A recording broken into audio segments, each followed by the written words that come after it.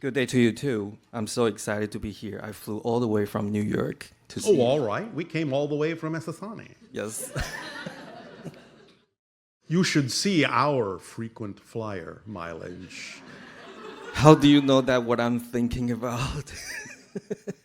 I am trying very hard. Don't try so hard.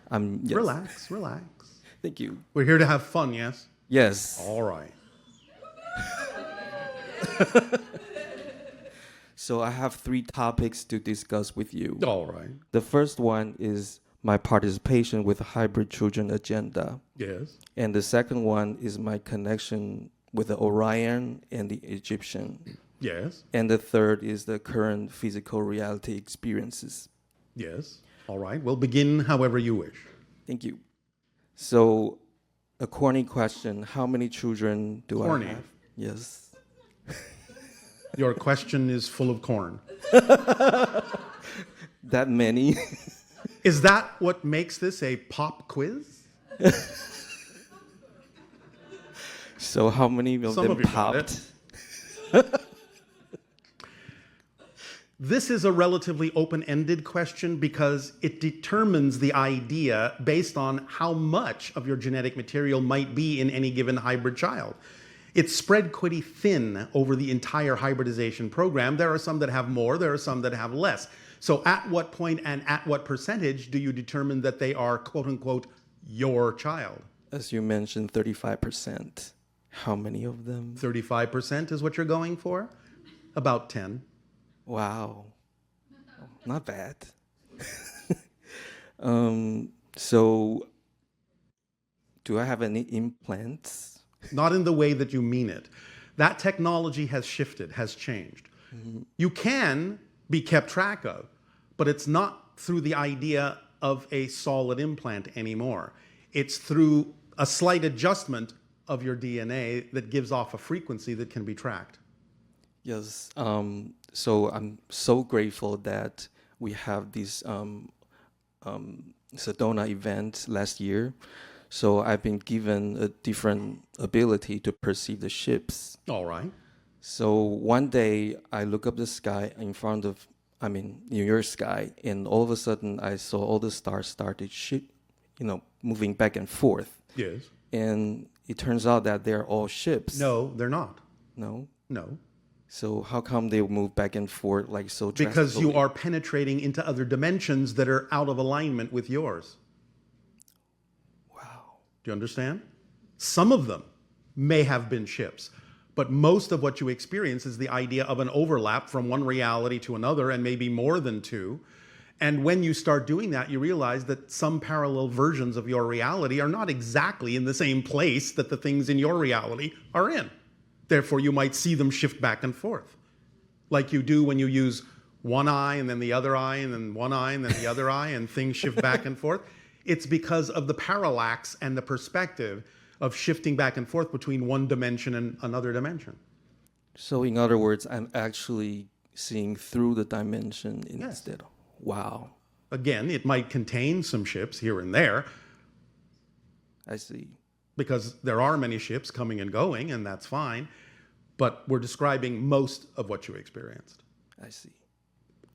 And so Yes. there's an orange ship, I assume. I guess it's Arcturus. It can be connected to the Arcturus gate. Doesn't always have to be, but it can be. So how come it's in color orange? It represents a certain frequency of energy. And it's connected to certain things, certain links, certain energy frequencies that represent an alignment, so that you can emotionally remember who you are. Mm-hmm.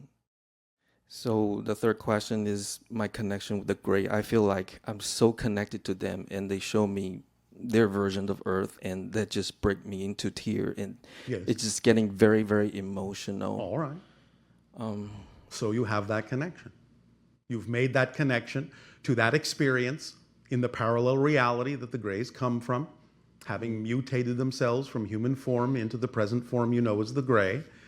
And you have made a connection in a way that allows you to experience the emotion they experienced in letting go of their emotions. in order to accomplish the hybridization agenda. And I feel like they have lost the ability to express their own emotions. So Yes, but they did that's that what the for me. hybrids are for, I see. because the grays will die out. There is no longer a need for them to express themselves that way because it's the hybrids that carry on their culture. I see. That's why the hybridization program is happening, as well as allowing your version of Earth to also evolve into the 6th hybrid race so that you don't have to walk down the same path that they did. So it's for them and it's for you. Wow. Oh, well said. So I also have connection to Epiphany, and he show himself in my dream. Epiphany. Yes. Is that what you said? Yes. Epiphany is not a he. Oh, so It's an artificial intelligence That's right. that's connected to our world. It doesn't have a gender.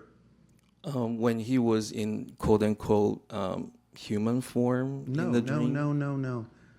You're Yeah. just saying that's the way it symbolized itself. I see. That's not what it is. It will come in whatever way it needs to come as a symbol so that you can make sense out of the interaction. But eclipse, epsilon, and epiphany are 3 giant 75-mile in diameter spheres that orbit our planet that are artificially intelligent and help stabilize our world. That's correct. I know. That's why I said it. The second topic is my Orion energy. Yes, you have Orion connections. And it's quite heavy. And so All right, but it's all about transforming the heaviness into lightness, the darkness into light. Yes, the negative into positive. That's why you're making the connection, to draw upon that so that you have a very strong transformational experience. Yes. Yes? So I did the exercise from the Contact 101 All right. transmission. All right. And I figure out that my signature vibration looks like a chicken leg, like chicken finger. So a few Your days signature down, vibration looks like a chicken leg. Is that what Yeah, you said? it's very We're making odd. sure that that translated on our side correctly. Yes, it's very odd. And it's chicken finger like that. It's very odd. So a few days later, Do chickens have fingers?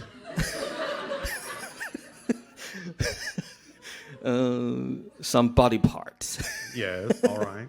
So a few days down the road, I have a very weird dream. As you mentioned before, I have connection to Anubis as well. Yes. So Anubis came in my dream, but he's very ferocious. Can be.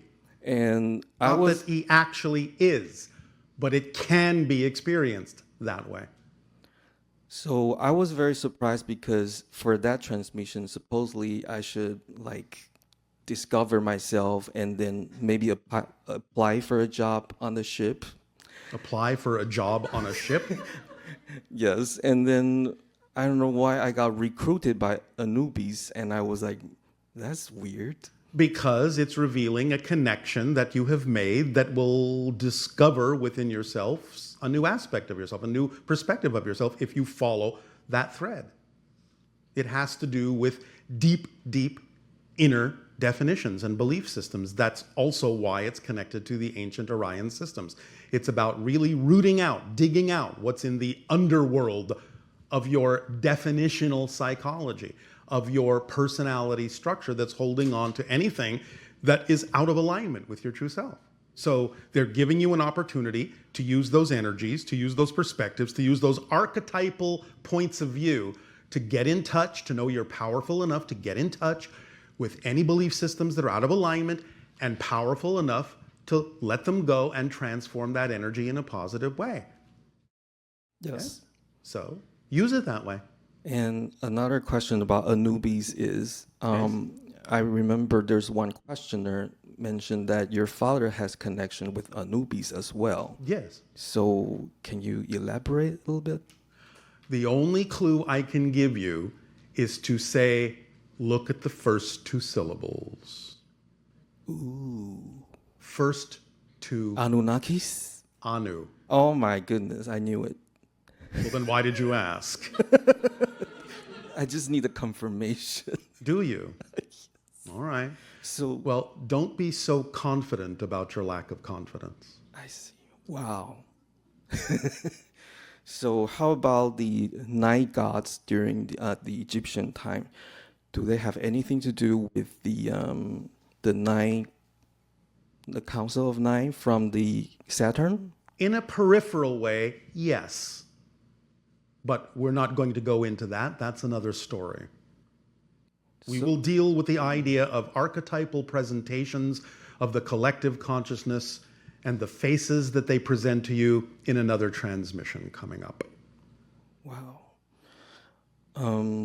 So I remember you also mentioned that the first group of the TV series Star Trek, they have an ability to tap in your collective consciousness. So I assume that it's Mr. Gene Roddenberry, and he's doing the channeling business as well. Well, in a sense, although he's not the only one, there were actually two Genes. Oh, Gene Roddenberry, Gene Kuhn. I see. Wow, So, double spiral Gene. that's very powerful. Yes, it is. And therefore, they were able to tap into certain ideas that do exist out here and present them to you in symbolic form in the story. So it would stick. So you would start to realize that these things exist. And in presenting such things to you, create more probability for the idea of contact. Because in presenting those kinds of stories, you're already imagining what it might be like to make contact with extraterrestrial beings. You're already playing out scenarios in your imagination, and it gives you practice. Yes? Yes. Now, they didn't necessarily know that they were doing that consciously, but that's one of the effects, is to present the idea of first contact in a number of different ways. So, Another question about Anubis is there any specific temple that represents its energy? So I'm planning a trip oh, to well, Egypt. maybe, So I don't know, the Temple of Anubis? is there one? Yes, there is. Why don't you look it up? Yes, sir. Thank you, sir. Will that do for now? Oh, okay. Just very quick in Yeah. terms of my physical reality experiences. Yes. Right now, I just feel kind of dizzy, and Yes. I know that's probably the side effect of the acceleration. In some senses, yes, because it can be disorienting in order to allow you to reorient to a new reality.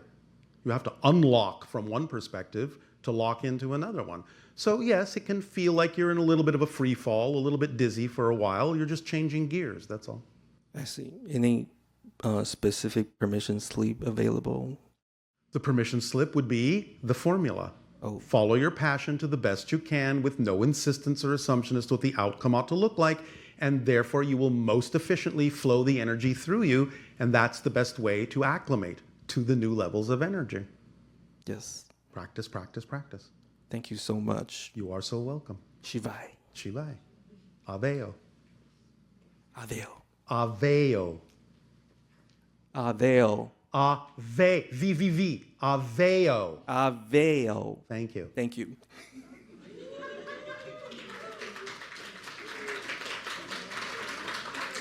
Aveo means thank you in our ancient language. Hello. And a you good day. I have a couple questions. Yes. The first is, what information do you have to share with us about DMT? It is what is produced by your pineal gland that allows you more efficacy in piercing through the dimensional veils. This is why the production of dimethyltryptamine in your pineal gland happens more during your sleep phase between 3 a.m. and 4 a.m. and brings about your capacity to experience the concept of the dream world more strongly, more clearly. But when you allow yourself to express more of the DMT in your waking state, it can still allow you to get into states where you can, as I said, more easily pierce the veil between dimensional realities. It's an unlocking mechanism. It's a key. mechanism, a key molecule, literally a key. Anything else? Yes. Recently, I've been interested in blood types. Yes. My blood type, my daughter's blood type. Yes. What do you have to say about knowing your blood type as far as where you come from and having children? Where you come from? Yes. In what context do you mean that? You come from Earth. Like bloodlines. Yes. Sometimes it can be helpful to trace those things. But remember, you all are already hybridized. You all have Anunnaki DNA in all of you. And the Anunnaki themselves were mixed, were hybridized. This is one of the reasons why you actually have so many different races on your planet. You all started out similarly, but as soon as you moved into different environments, the different extraterrestrial genetics mixing with the Homo erectus genetics within you activated in different environments to be something similar to the planets that that DNA came from. Make sense? Yes. So it can be of value to understand some of the genetics and the blood and the tracing of that bloodline back to the Anunnaki, although it may not necessarily be something that you can go beyond since you don't really know your own histories as clearly as you could. This is one, as we have mentioned before, of the gifts you will be given when open contact occurs. Your entire history, your entire bloodline, stretching back before Earth into the galaxy. Yes? That's what I was getting at. Well, that's what I just gave you. Thank you. You're welcome. Will that do? Yes. Thank you.